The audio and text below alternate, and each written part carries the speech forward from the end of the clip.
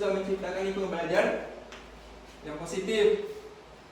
Kemudian peraturan kelas di sisi lain bisa dibuat oleh guru tanpa melibatkan anak. Peraturan kelas itu kan biasa tiba-tiba kalau guru ngambil simpel itu kan bikin ya itu kan dalam kertas F4 apa itu kan tempel. Anak-anak patuhi ini peraturan kelas kita gitu kan. Tak ada kompromi, tak ada tanya-tanya lagi apa maunya mereka, bagaimana mereka baiknya. Itu kalau peraturan kelas. Kepemilikan motivasi yang lebih tinggi, kemudian fokus dengan nilai-nilai positif. Nah, ini ya, tetap kita larinya ke yang bentuk hal-hal yang positif. Kemudian meningkatkan pemahaman dan internalisasi. Jadi hanya di dalam ruang kelas internal kita saja.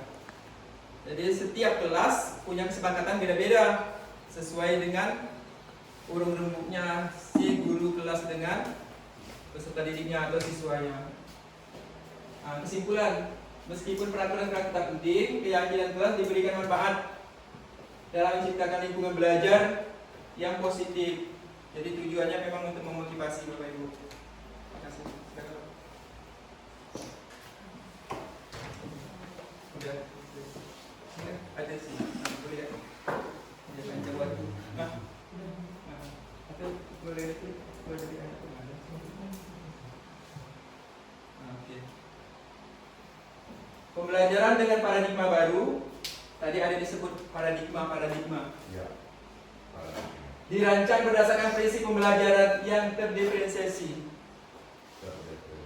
sehingga siswa belajar sesuai dengan kebutuhan dari tahap perkembangan untuk mewujudkan profil pelajar Pancasila.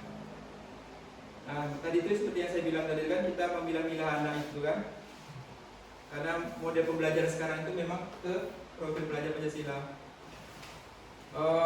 Kalau saya memposisikan diri, karena kita ASN, apa kebijakan menteri kan, mau tak mau ikuti itu kan. Tapi kita menyesuaikan juga dengan lingkungan kita itu kan. Bagaimana Bapak Ibu menjelaskan, mensosialisasikan dengan orang tua siswa atau warga sekolah dari komite bahwa model sekarang itu penilaian, penginputan nilai sampai bentuk tampilan dari rapot, isi rapot. Pasti Bapak Ibu pandailah menjelaskan bagaimana baiknya. Kadang kalau 17-an sih, kalau 17-an memang bukan berkenaan dengan kita pengambilan nilai secara eksak atau non eksak kan, karena itu bentuk penghargaan kita atas partisipasi si anak itu. Jadi masih bisa dimaklumi lah menurut saya. Tapi kalau menurut Bapak Ibu bagaimana kalau 17-an tuh? Ujung-ujungnya kan reward lagi. Tapi kan kita kadang-kadang kalau di sekolah sini, kalau 17-an kan perlombaannya kan tidak ada hitung-hitung, lomba hitung matematika gitu, 17-an kan paling lomba balap karung, bentuk fisik, bentuk fisik gitu. Tapi kembali lagi, yang SD kita tidak boleh lagi mengatakan reward seperti itu. Karena konteksnya kita 17-an gitu kan. Di luar daripada kontekstual pembelajaran. Ini profil pelajar siapa sih udah tahu sih, tak perlu dijelaskan. Tahu cuma tak paham. Masalahnya kenapa ini harus seperti ini gitu kan? Seakan kurikulum sebelumnya mengabaikan hal ini. Gitu.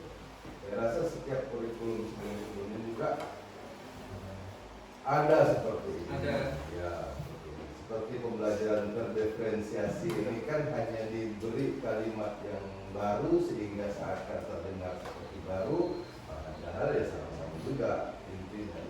Profil pelajar Pancasila dulu kita sudah ada namanya penataran P4. Itu kan yang menjelaskan juga pemerintah. Sekarang yang mengadakan lagi pemerintah lagi kan dulu. Kalau ini menurut saya berdasarkan modul video, kemudian ya, itu kan. kita lebih menonjolkan, kita lebih gali dari anak itu. Apa yang capaian bisa anak kita angkat itu, peserta didik yang bisa kita angkat. Betul. Dari 6 elemen ini gitu kan. karakter anak gitu kan. Kalau dulu kan menurut saya kan biasa lebih general gitu kan, lebih umum gitu kan. Anak lihat buku ini penjelasannya A B C D gitu kan. Tagihannya kita harus anak capai gitu kan. Kalau ini kan memang karakter anak yang kita lebih angkat gitu.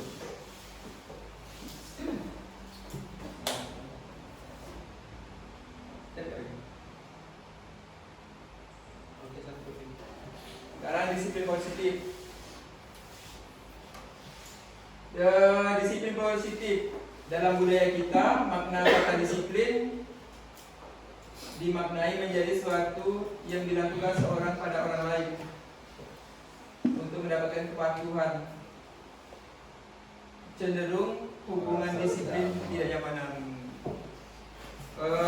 Kalau contoh kita kegiatan di luar atau kita bukan anak lah juga posisikan.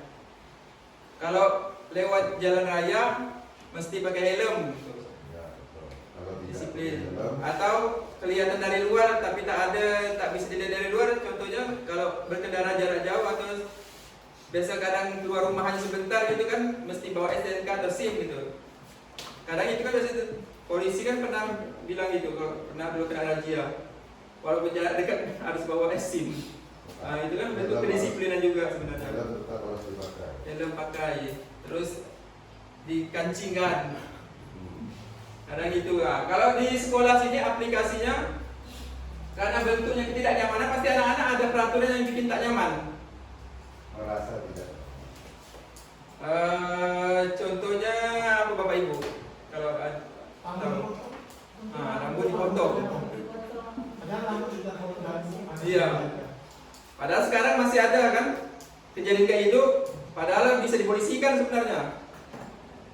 Rambut tidak menghalangi anak untuk belajar. Banyak konten orang tua biasa. Menghalangi matanya untuk melihat. Jadi kurang rapi. Iya sih betul lah. Dari aspek kerapian gitu kan sebenarnya.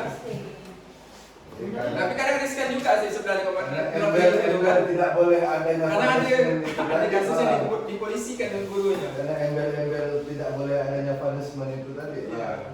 Kalau di Kepang kaki. Ya kalau kaki dikepang boleh. Kalau laki-laki panjang rambutnya Pakai rambut. Nah, coba guru-gurunya panjang rambut laki-laki gimana? Panas. Baik Ibu lanjut karena ini disiplin positif merupakan salah satu cara penerapan disiplin yang bertujuan untuk menumbuhkan kesadaran. Nah, kata kunci itu menumbuhkan kesadaran Dari dalam diri. Tinggal diri. So, bukan ancaman maupun hukuman tanpa. Next Pak. Sebagai pendidik, tujuan kita adalah menciptakan anak yang memiliki disiplin. Bukan Bapak Ibu lah. Bagaimana menciptakan untuk anak kita ke arah 2045.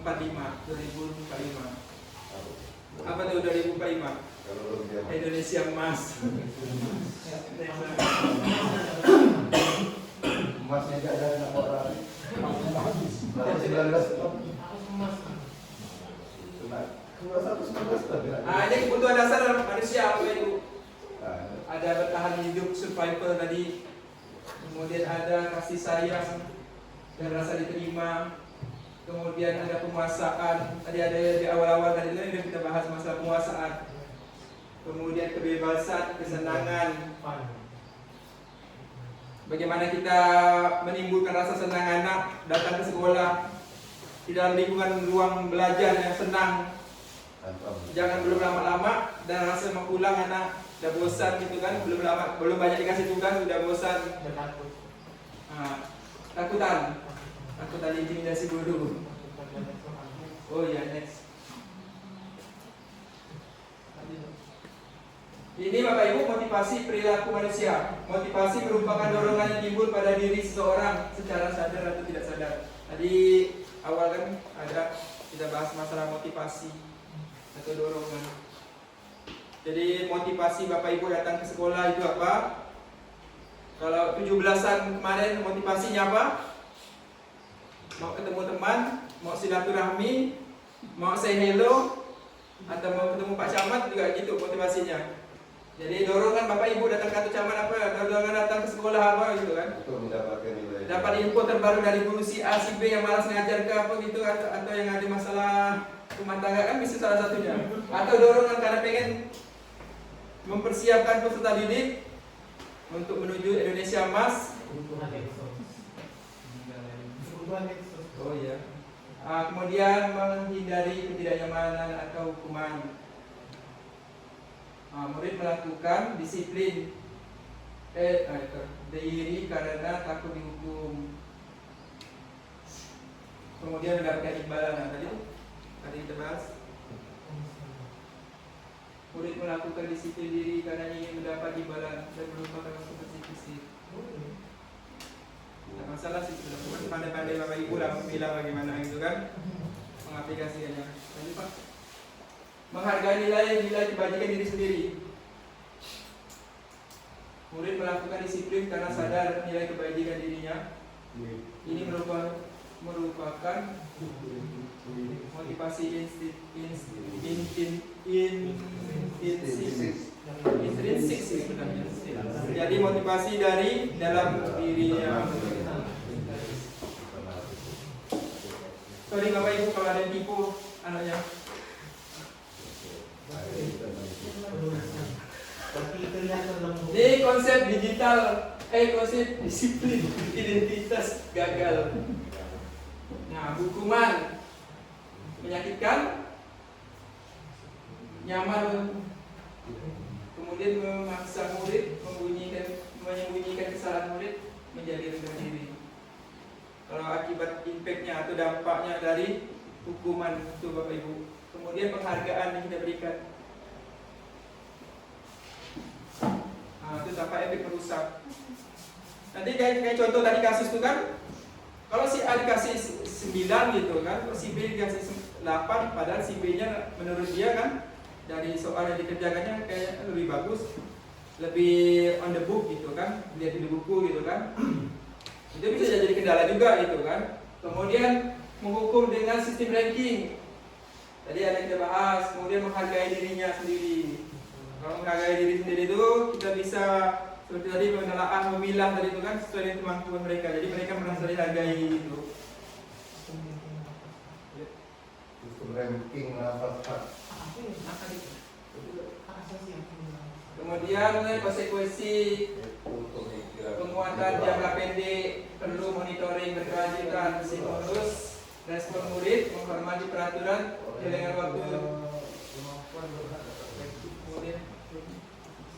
Bapak Ibu, ini restitusi.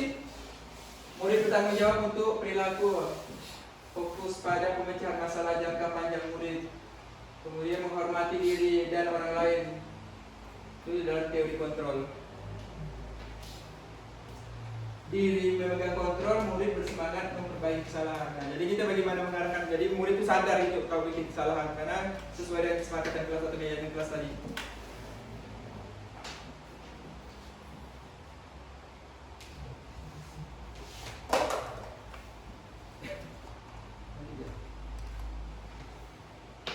Tuh, Bapak Ibu bisa ambil contoh nanti kalau mengaplikasikan.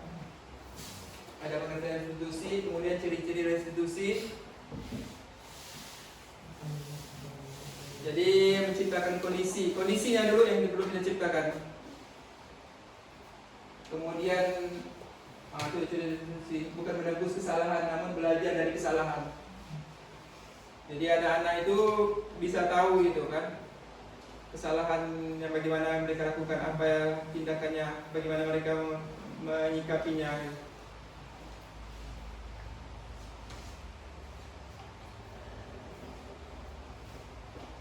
Ini perbedaannya Bapak Ibu. Itu perbedaan antara hukuman, konsekuensinya, kemudian restitusinya. Guru meminta anak untuk mencuci WC, hukuman. Bagus tuh. Mengajar. Guru marah dan menjadi murid takut. Tapi kok ke sekolah ini tak ada sih murid takut dengan guru. Guru takut dengan murid ya. Gitu tuh. Kemudian konsekuensinya anak istirahat lebih lama 5 menit dari temannya. Kalau saya sih sering nih biasanya tak tuntas kerja tambahkan ya. Kemudian itu tegas, siswa menghormati peraturan. Boleh sih tegas, tapi ada sih hal-hal yang perlu kita bisa kasihkan ketegasan itu, bagaimana memposisikannya ketegasan. Kemudian restitusi sama sih, menanyakan keyakinan kelas. Tadi keyakinan kelas kita bagaimana? Kalau misalnya temu ada coret-coret, ada atau kita kasih post-test itu ada nyontak-nyontak gitu kan, panggil tanya, kamu tahu enggak kesepakatan kelas yang telah kita bikin? Kamu melanggar kesepakatan kelas yang mana yang telah kita buat bersama? Nah, jadi kan dari situ kan kita bisa gali mereka tanpa merasa mereka terhakimi. Lanjut Pak. Ini posisi kontrol tadi sama udah dijelaskan. Penghukum, pembuat rasa bersalah, ada teman. Bagaimana kita memposisikan antara guru dengan siswa itu sebagai teman, itu kita gali kendalanya, masalahnya kita temukan. Kemudian sebagai pemantau, berkenaan dengan kedisiplinan. Kemudian manajer, kita guru. Lanjut Pak. Penerapan 5 posisi kontrol kasus siswa terlambat datang. Ini contoh Bapak Ibu terlambat datang. Jadi kalau misalkan terlambat mengerjakan tugas atau apa, pasti Bapak Ibu udah tahu sih cara bagaimana melakukan berkenaan penghukuman, pembuat rasa merasa bersalah, kemudian teman, pemantau, dan manajer. Untuk keyakinan kelas, Bapak Ibu, ada 2. Mengapa kita memiliki peraturan tentang penggunaan helm? Itu jadi contoh yang tadi saya bilang. Mengapa kita memiliki peraturan tentang penggunaan masker dan cuci tangan setiap saat? Lanjut Pak. Kalau dulu kan zaman COVID kan pasti gitu. Pernah nggak dilakukan? Masuk kelas tak boleh harus pakai masker. Nah, kalau ini yang saya lakukan di sekolah, diskusi dengan anak, minjam kelas Bu Lucy, tak izin dengan guru kelas pandai-pandai ya. Itu saya tanya anak, suruh dibaca ke depan, yang kalian tulis itu apa itu? Kesepakatan kelas. Berkenaan dengan apa? Buang sampah sembarangan. Tak tahu sekarang kita masih tidak buang sampah. Alhamdulillah. Lanjut baru. Bagaimana bentuk keyakinan kelas? Nah, lebih abstrak Bapak Ibu. Berupa pertanyaan universal. Jadi pertanyaannya tuh yang mencakup semua gitu. Kemudian dalam bentuk positif. Sedikit saja agar mudah diingat. Nah, kan maka tadi itu paling 3, 5 itu minimal. Kemudian sesuai dengan kondisi kelas. Jadi Bapak Ibu bisa beda-beda. Setiap kelas bisa beda-beda itunya apa? Disiplin dan peraturannya, kesepakatan kelasnya. Lanjut sama tadi. Menstabilkan udah sih tadi pertama. Nah, ini validasi yang tidak tindakan yang salah. Berdasarkan prinsip perilaku berupaya memenuhi kebutuhan tertentu, bergeser dari pemikiran stimulus dan respon menjadi proaktif menggali dan mengakui. Kemudian kebutuhan murid memperbaiki hubungan dengan murid. Pertanyaan-pertanyaan disampaikan dengan nada suara tidak menghakimi atau memojokkan. Teori kontrol, tadi ada teori kontrol. Ini yang dibikin 2. Menanyakan keyakinan, menyatakan bahwa pada dasarnya kita termotivasi secara intrinsik. Sudah itu. Boleh lanjut Pak. Nah, ini Bapak Ibu, arahnya memang ke standar pendidikan, standar nasional pendidikan dalam penerapan program disiplin positif. Karena berkenaan dengan kepribadian, profesional, dan sosial.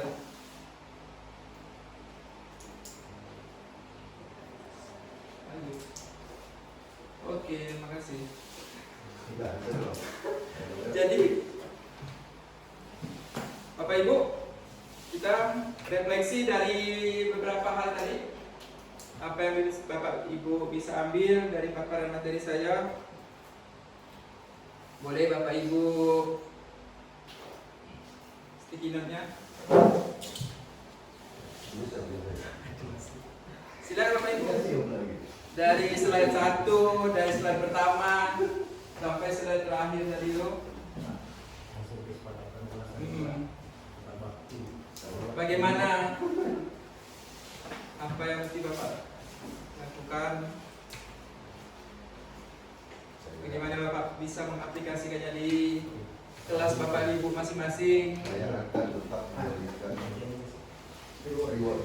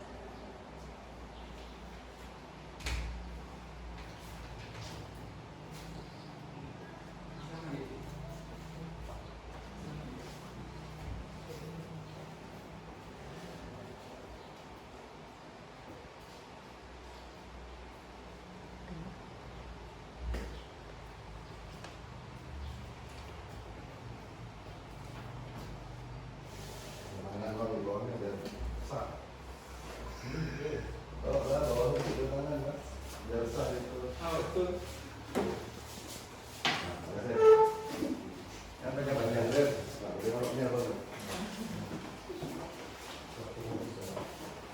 Kita tanya ini kalau nih surat kaleng ini ada alamat.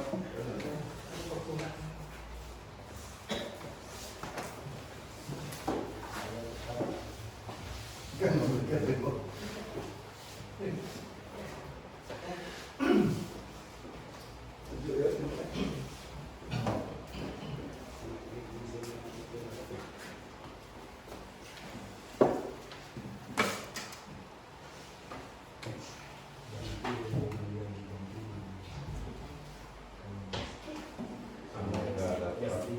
Mengaplikasikan di rumah.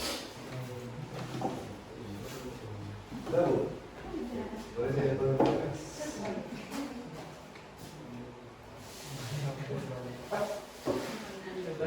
Besok punya pelajaran.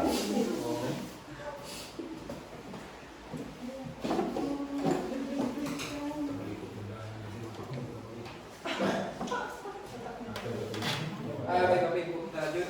Udah. Ini saya lihat dulu dari atas.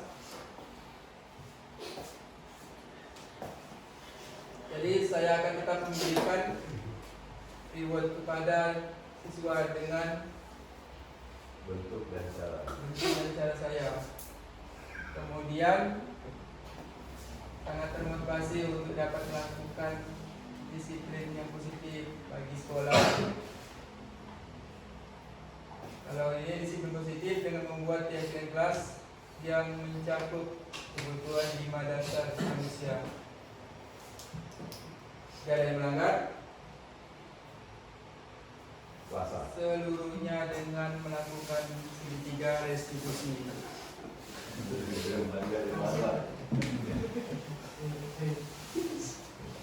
Kemudian dari kegiatan ini saya dapat belajar tentang apa itu?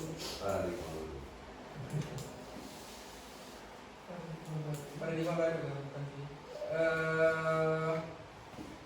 Ada positif di belakang itu. Disiplin positif. Kemudian Bapak Ibu akan berusaha untuk menerapkan apa yang telah didapatkan di tempat tugas saya. Kemudian kolaborasi guru dan siswa. Mantap, kolaborasi ini. Saya akan menerapkan budaya positif di lingkungan sekolah dan di kelas dengan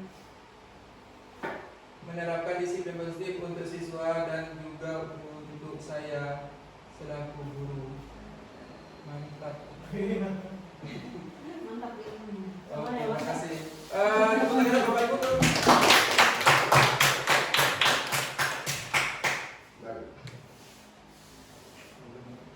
Yang satu, yang di atas nih. Jadi Bapak Ibu, tugas Bapak Ibu kan udah dapat. Nanti yang berikutnya ada lagi kayak gini, materinya. Jadi harapan saya bahwa perubahan di sekolah masing-masing, apa yang didapat hari ini, bagaimana disiplin positif, bagaimana Bapak Ibu pasti bisa dapat mengaplikasikan di sekolah. Karena yang kita pelajari dari modul 1 modul 1.1, 1.2, 1.3, 4 itu memang kita lebih fokusnya ke anak atau ke peserta didik. Bapak Ibu, disiplin positif ini bagaimana lah Bapak Ibu nanti pandai-pandai memilahnya. Pasti setiap sekolah beda-beda, karakter anak juga beda, kemudian lingkungannya pasti juga beda kan, dari jumlah anak, jumlah siswa, jumlah guru, kemudian pengaruhnya. Kalau di sini lain pengaruhnya lagi, mungkin kalau di sana lain juga pengaruhnya gitu kan. Bagaimana kita membuat peraturan tersebut menjadi kesepakatan kelas yang benar-benar membuat anak merasa tidak terpaksa mau dengan tanpa paksaan atau ancaman atau intimidasi dari kita. Bapak Ibu,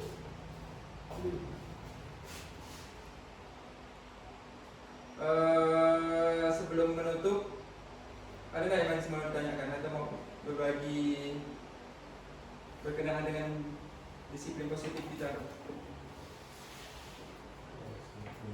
Sebelum saya akhiri, yakin. Pas. Baik Bapak Ibu, kalau tidak ada pertanyaan, refleksi juga udah kita lakukan sama-sama. Semoga apa yang saya sampaikan membawa manfaat untuk kita semua. Jika hari ini yang saya sampaikan ada yang kurang pas, kurang berkenan, mohon maaf.